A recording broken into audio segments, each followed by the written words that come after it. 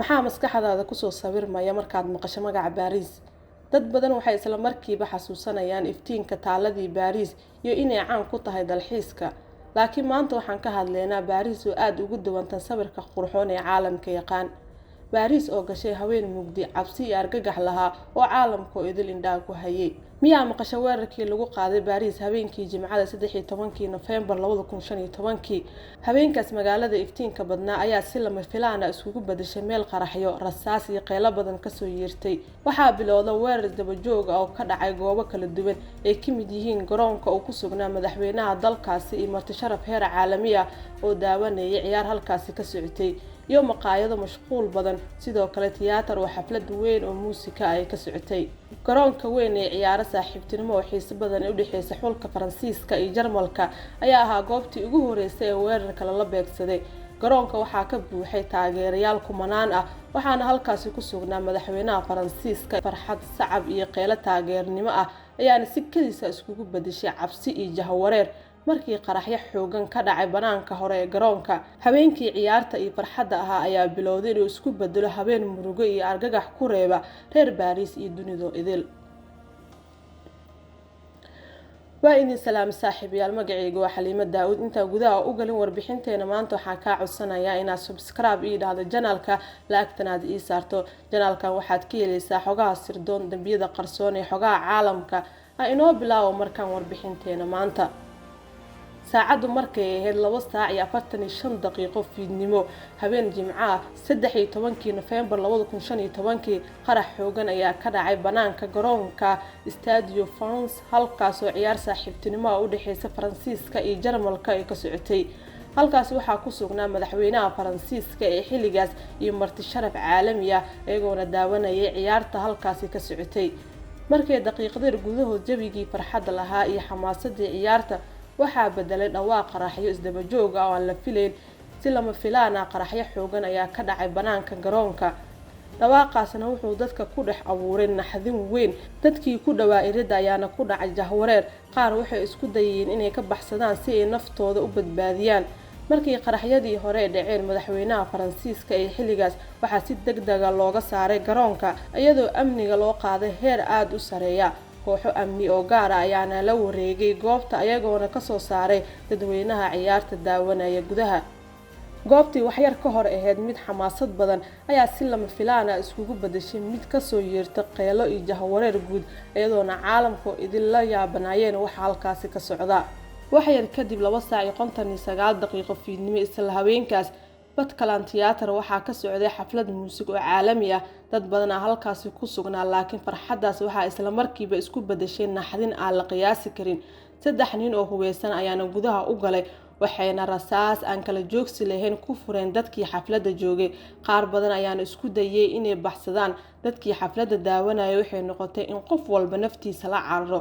qaar ayaa ku dhuumanaya qolalka gadaale, qaar kalena waxay ku dhex dhuumanayeen kuraasta iyagoona isku dayaya inay isku qariyaan.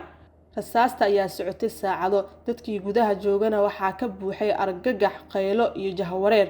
dhawaaqa qaraxyada iyo rasaasta iyo dad badan oo qeylinaya ayaa ka dhigtay goobta mid cabsi leh iyo murugo iyo naxdin isku dhafan. ciidamada Faransiiska oo muddo saacadaha la dagaalamaya ayaa ugu dambeyntii gudaha u galay goobta, balse markaas oo dad badan ay ku nafwaayeen.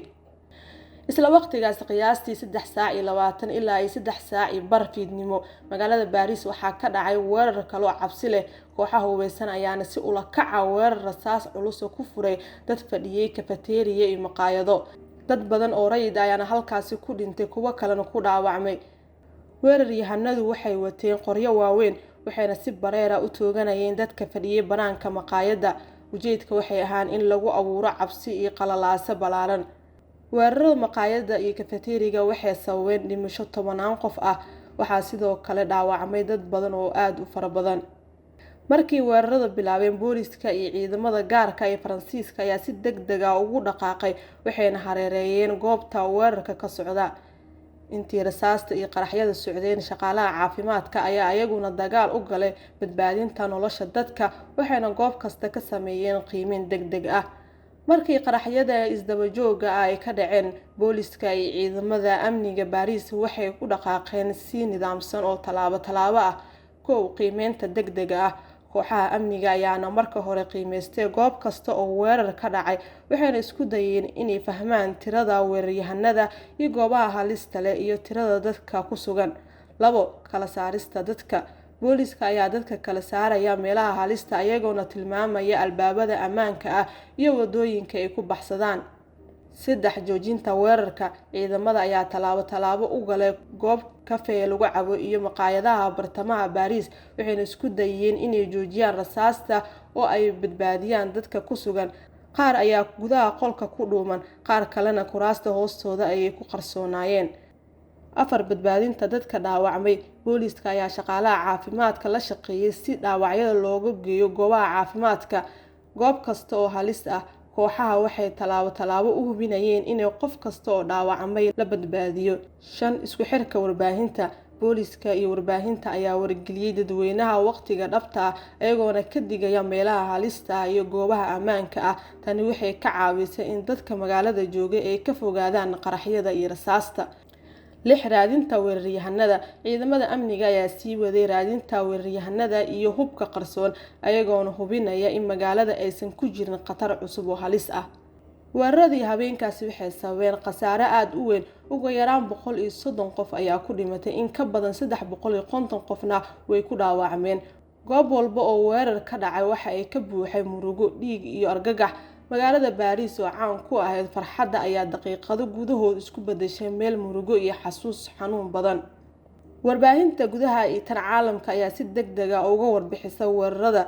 telefishinada iyo raadiyaasha iyo baraha bulshada ayaana isla markiiba faafiyay dhacdooyin ayagoo dadka ka boorinaya inay ka fogaadaan meelaha halista ah. sawiro, muuqaalo iyo warbixino toos ayaana la baahiyay taasoo cabsi badan ku abuurtay dadka gudaha iyo caalamka.